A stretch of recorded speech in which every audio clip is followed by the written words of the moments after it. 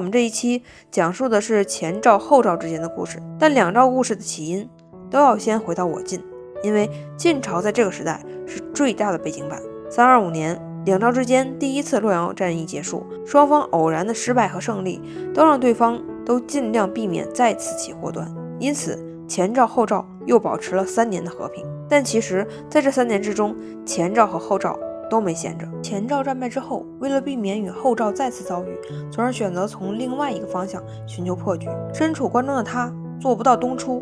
但也还是可以向西扩张，继续攻打凉州的张氏。同样的，石勒也是异常的小心翼翼。虽然张斌已经不在人世了，但石勒脑袋瓜子还算比较清醒。他也暂时搁置了与前赵的矛盾，而是集中优势兵力从徐州一路南下，屡屡打击淮南的东晋。准确的说，是东晋在江北的各个流民军部队。在这个过程当中，石勒派遣石瞻、石聪、石堪等诸多将领形成合力，一口气打穿淮河，直接一举攻下了寿春城，迫使东晋寿春将领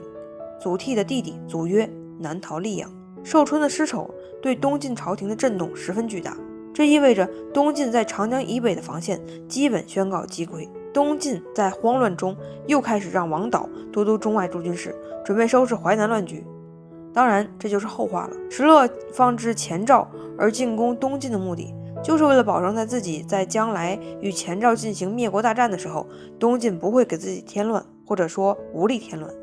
3年后，公元328年，东晋咸和3年7月，石勒再次主动出击，派遣石虎率军4万向洛阳以西进发，再次挑起两赵之间的战争。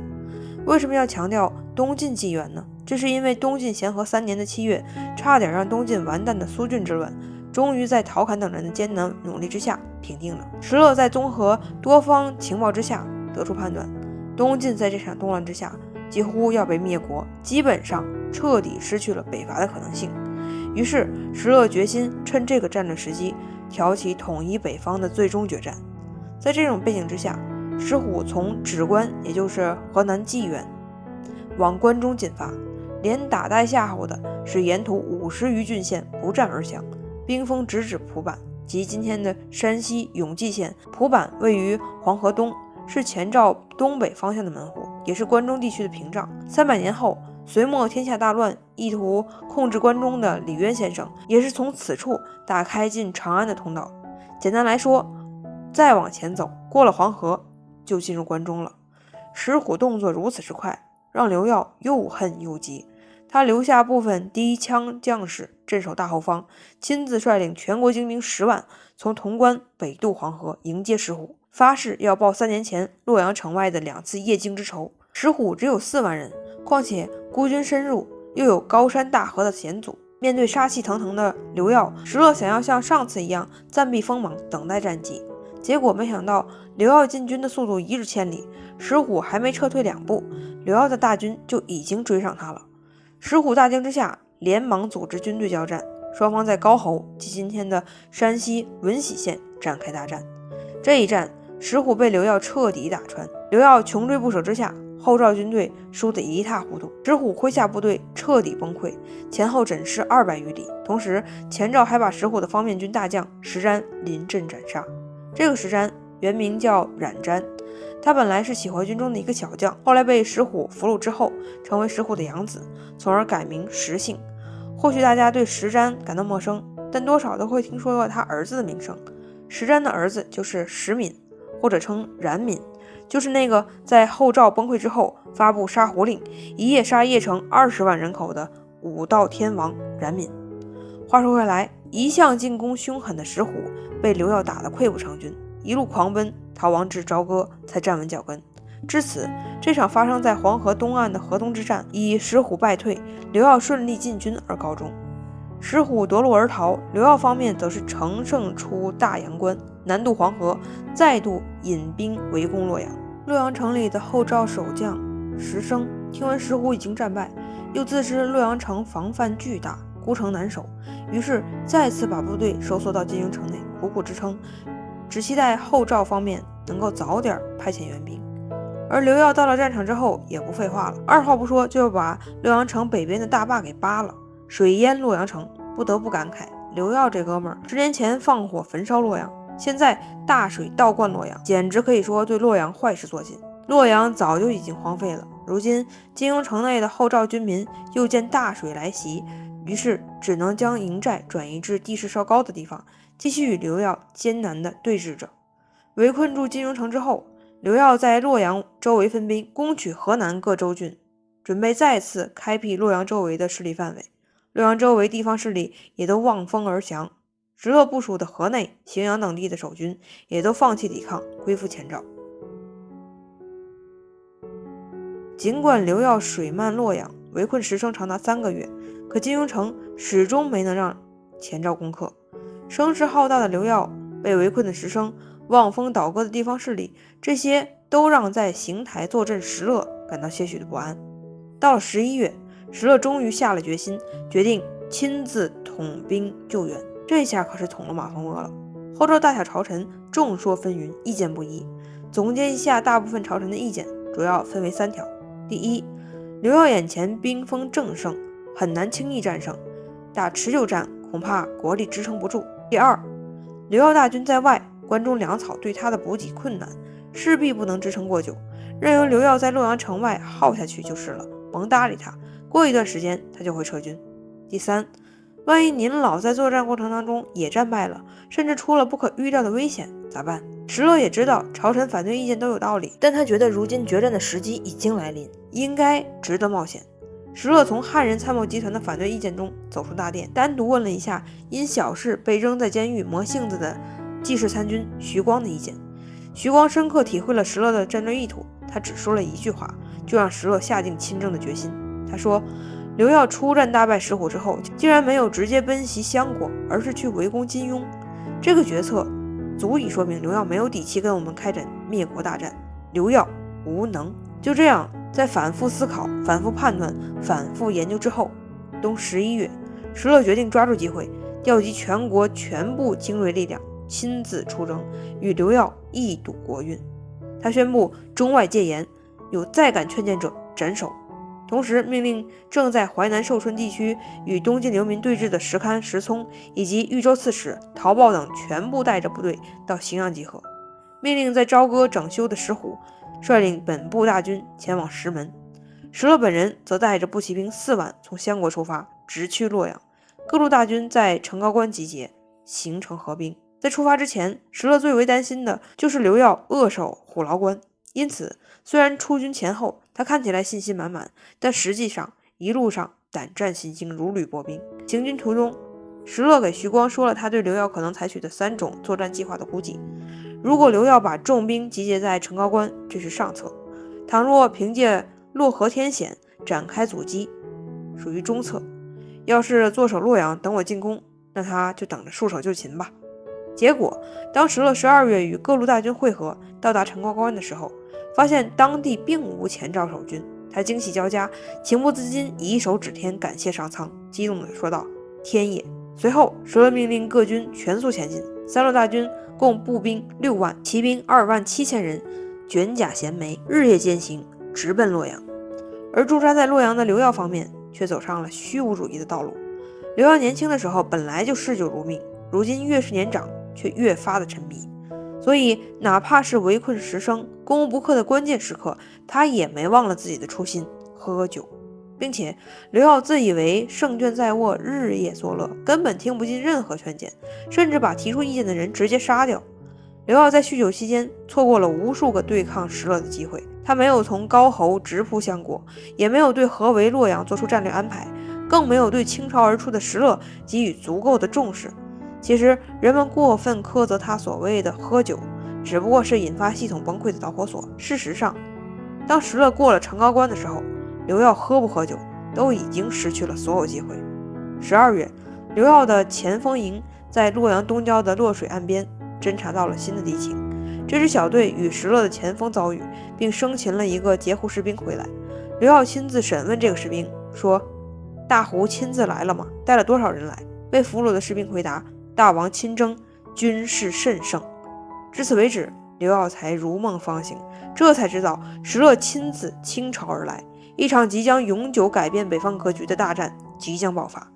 但刘耀慌乱之下又出昏招。他或许是想跟石勒来一场堂堂之战，一战定乾坤，于是竟然撤掉对金庸城的包围，把自己全部10万大军再集结于洛水西面布阵，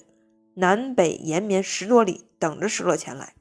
石勒听到战报之后，笑得合不拢嘴。上中下3策，上策怕你在城高关围追堵截，结果你没出现；下策怕你阻断洛水，围点打援，结果你也没有到洛水。石勒高兴地对左右说：“可以准备开庆功宴了。”随后，石勒率领步骑兵4万进入洛阳城，而留下石虎、石堪等人在外围防范。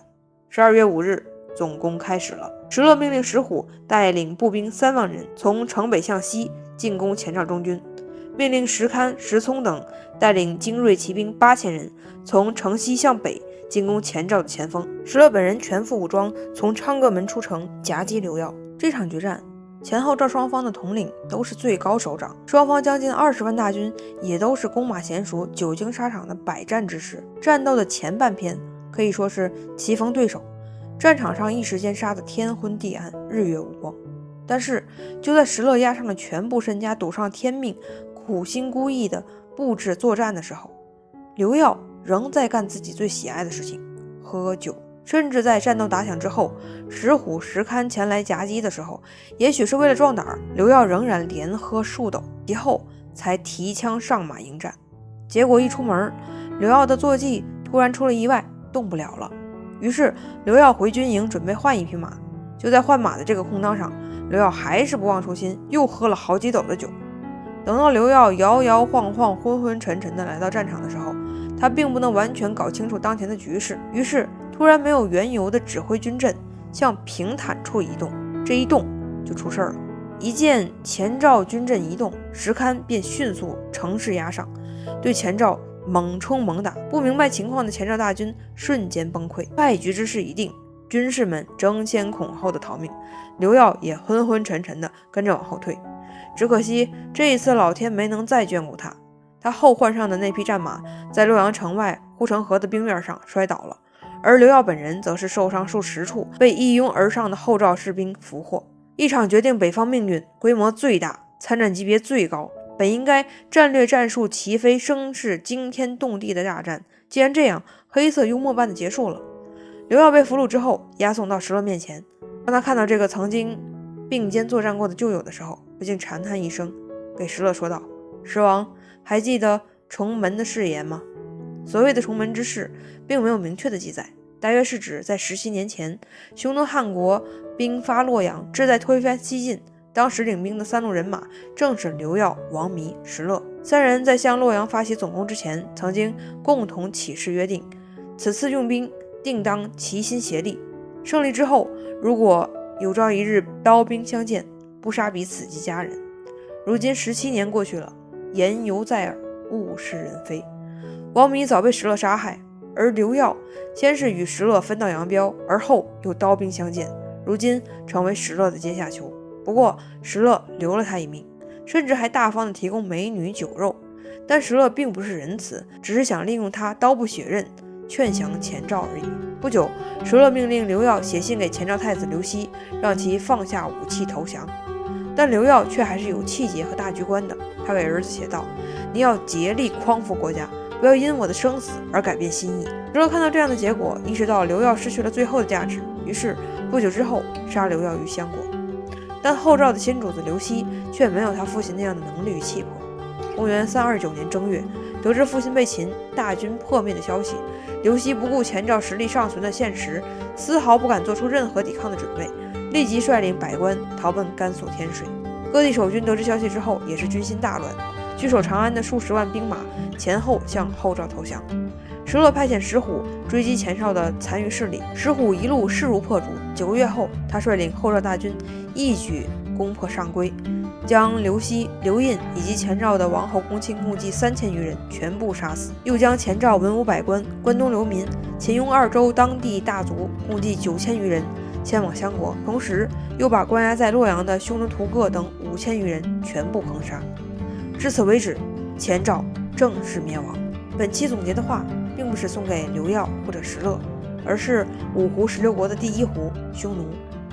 前赵覆灭之后，匈奴人彻底退出历史舞台。尽管后世还有赫连勃勃等匈奴君主割据一方，但他们都未曾率领本民族取得全国性的胜利，也没能够将本民族作为主体民族，开辟出一条符合华夏的光明大道。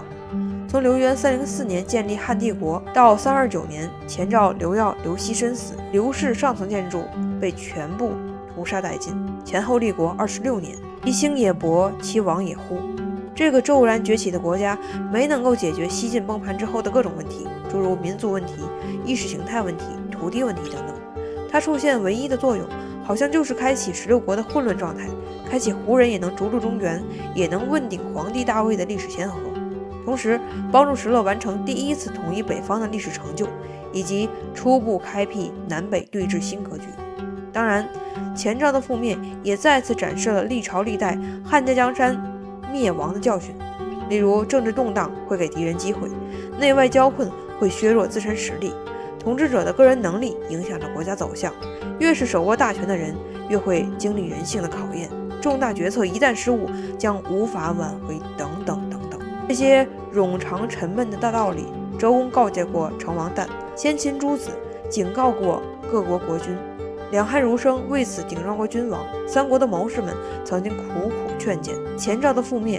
大多逃不出这些熟悉又无聊的政治定律。回望历史，发生在前赵身上的故事曾经无数次上演。向后看，16国的时代刚刚开启，已经发生的故事也会再次发生，似乎在这片土地上的轮回永远不会停止。再见了，匈奴。